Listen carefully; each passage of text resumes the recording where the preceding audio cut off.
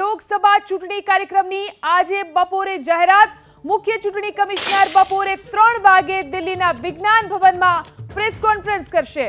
લોકસભાની સાથે 4 રાજ્ય આંધ્રપ્રદેશ, ઓડિશા, અરુણાચલ પ્રદેશ અને સિક્કિમ વિધાનસભા ચૂંટણીની તારીખો પણ આજે જાહેર કરવામાં આવશે।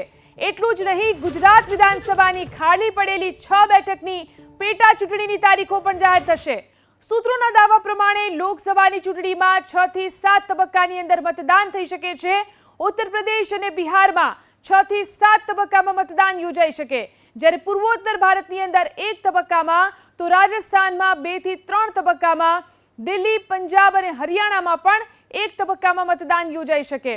12 લાખથી વધુ મતદાન કેન્દ્ર અને 97 કરોડ મતદાર નોંધાયેલા છે, જ્યારે વર્તમાન લોકસભાનો કાર્યકાળ 16મી જૂને પૂર્ણ થઈ રહ્યો છે। તો ચૂંટણીનો કાર્યક્રમ આજે જાહેર કરવામાં આવશે। બપોરે 3 વાગે ચૂંટણી પંચ પ્રેસ કોન્ફરન્સ કરી અને લોકસભા ચૂંટણીનો કાર્યક્રમ જાહેર કરશે। આ સાથે જ 4 રાજ્યોની અંદર વિધાનસભાની જે ચૂંટણી યોજાવાની છે તેની પણ જાહેરાત કરવામાં આવશે। આ ઉપરાંત જે 6 બેઠક ગુજરાતની અંદર વિધાનસભાની ખાલી પડી છે તેની પેટા ચૂંટણીની પણ જાહેરાત કરવામાં આવશે।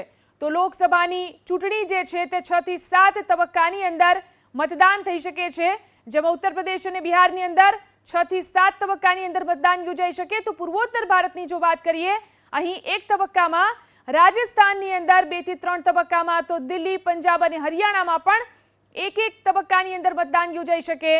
12 લાખથી વધુ મતદાન કેન્દ્ર અને 97 કરોડ મતદાર નોંધાયેલા છે, જ્યારે કે વર્તમાન લોકસભાનો જે કાર્યકાળ છે તે 16મી જૂને પૂર્ણ થઈ રહ્યો છે।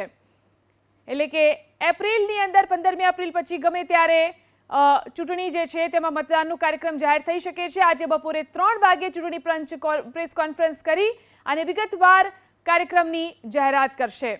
તો મુખ્ય ચૂંટણી કમિશનર આજે 3 વાગે દિલ્હીમાં વિજ્ઞાન ભવનની અંદર પ્રેસ કોન્ફરન્સ કરશે, જેમાં લોકસભાની ચૂંટણીની સાથે સાથે જ 4 રાજ્યોમાં વિધાનસભા ચૂંટણીની તારીખોની જે પણ જાહેરાત કરવામાં આવશે। આંધ્રપ્રદેશ, ઓડિશા, અરુણાચલ પ્રદેશ અને સિક્કિમમાં વિધાનસભા ચૂંટણીની તારીખોની પણ આજે જ જાહેરાત કરવામાં આવશે। આ ઉપરાંત ગુજરાત વિધાનસભાની જે ખાલી પડેલી 6 બેઠકો છે ત્યાં પેટા ચૂંટણીની તારીખો પણ જાહેર કરવામાં આવશે। એટલે કે આ તમામ ચૂંટણીઓની તારીખનો કાર્યક્રમ આજે બપોરે 3 વાગે ચૂંટણી પંચની પ્રેસ કોન્ફરન્સ દરમિયાન જાહેર કરવામાં આવશે।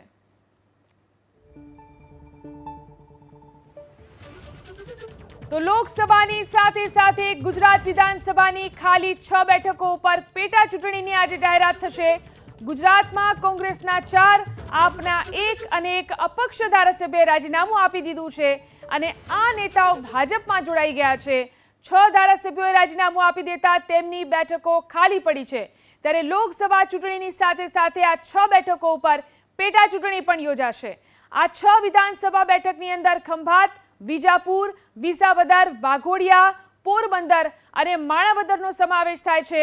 માણાવદરથી અરવિંદ લાડાણી, ખંભાતથી ચિરાગ પટેલ, વિજાપુરથી સીજે ચાવડા, પોરબંદરથી અર્જુન મોઢવાડિયા, વિસાવદરથી આપના ધારાસભ્ય ભૂપત ભાયાણી અને વાઘોડિયાથી અપક્ષ ધારાસભ્ય ધર્મેન્દ્રસિંહ વાઘેલા રાજીનામું આપીને ભાજપમાં જોડાઈ ચૂક્યા છે।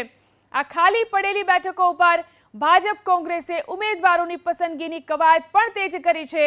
હવે આ 6 બેઠકો ઉપર કોણ ઉમેદવાર હશે તે અંગે અટકળો જામી છે।